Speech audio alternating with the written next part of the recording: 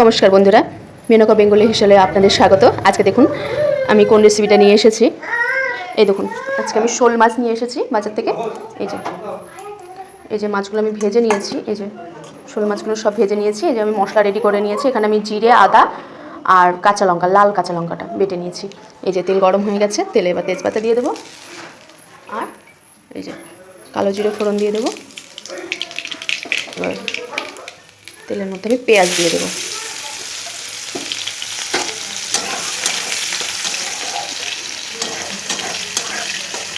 পেঁয়াজটা একটু ভাজা ভাজা হয়ে গেলে এরকম, এটা আমি কচু দিয়ে রান্না করবো। হ্যাঁ, এই মাছটা রান্না করার জন্য আমি কচু আলু হাফ সেদ্ধ করে রেখেছি।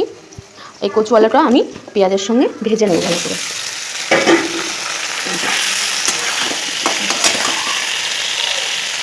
একটু লবণ আর একটু হলুদ দিয়ে আমি ভেজে নেব।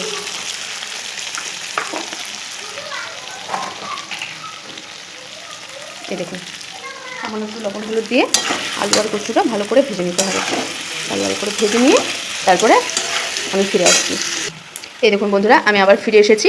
এই যে কচু আলুটা মোটামুটি ভাজা হয়ে গেছে। এরকম অবস্থাতে আমি মশলাটা দিয়ে দেবো। এই দেখুন, এর মধ্যে আছে আদা বাটা, জিরে বাটা আর কাঁচা লঙ্কা বাটা। ঠিক আছে, আমি একবার বলেছি, তাও আর একবার বলে দিলাম মশলাটা দেওয়ার সময়। এই দেখুন, মশলাটা দিয়ে দিয়েছি। এবার আমি একটু ঢাকা দিয়ে মশলাটাকে কষে নেব। নমস্কার বন্ধুরা, এই যে আমি চলে এসেছি। মশলাটা হালকা একটু কষা হয়েছে, তখন আমি মাছগুলো দিয়ে দিয়েছি। দেখুন, মাছগুলো দিয়ে, কারণ এটা যেহেতু শোল মাছের ভাঙা, সেহেতু মাছগুলো একটু ভাঙা ভাঙা থাকবে, তাই জন্য আমি মশলার সঙ্গেই মাছগুলো কষিয়ে নিচ্ছি। মাছগুলো দিয়ে মশলাটা কষালে কি মাছের মধ্যে মশলাগুলো ঢুকে যাবে আর মাছগুলো একটু বেশ নরম নরম হবে। তো এই দেখুন, মাছগুলো দিয়ে দিয়েছি। এবার আমি স্টিম করে দিয়ে আস্তে আস্তে কষবো। এই দেখুন বন্ধুরা, আমি 5 মিনিট পর আবার ফিরে এসেছি। এই দেখুন মশলাটা, এই দেখুন তেল ছেড়ে দিয়েছে। মশলাটা প্রায় কষানো হয়ে গেছে, প্রায় মানে পুরোটাই হয়ে গেছে। এবার আমি জল ইউজ করব। প্রথমে আমি বলেছি আমি প্রত্যেকটা রান্নায় গরম জল ইউজ করি। এই দেখুন,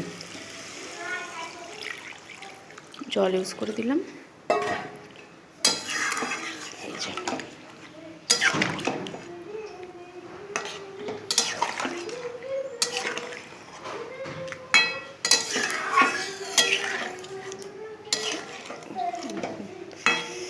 জলটা এটা একটু মাখামাখাই হবে, তার জন্য আর একটু জল দেব।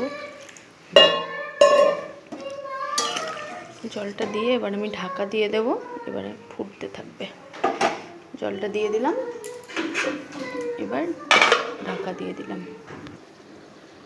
এই দেখুন বন্ধুরা, আমি 10 মিনিট পর আবার ফিরে এসেছি। দেখি ঢাকাটা খুলে কী পরিস্থিতি হয়ে আছে। এই যে দেখুন, এই যে কচুগুলো মাখা মাখা হয়ে গেছে।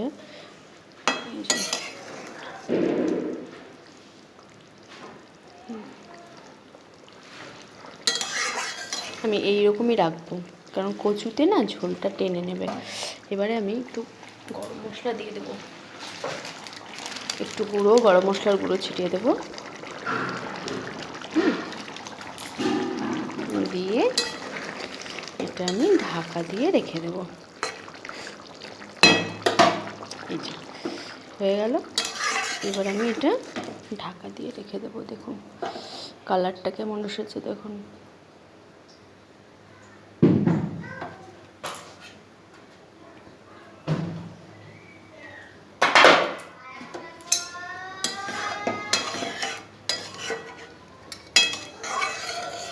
এই দেখুন,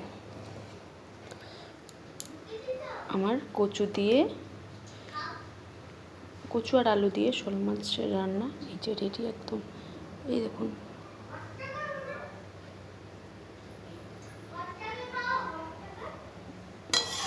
আপনারা অবশ্যই বাড়িতে ট্রাই করবেন, দেখবেন ভালো লাগবে।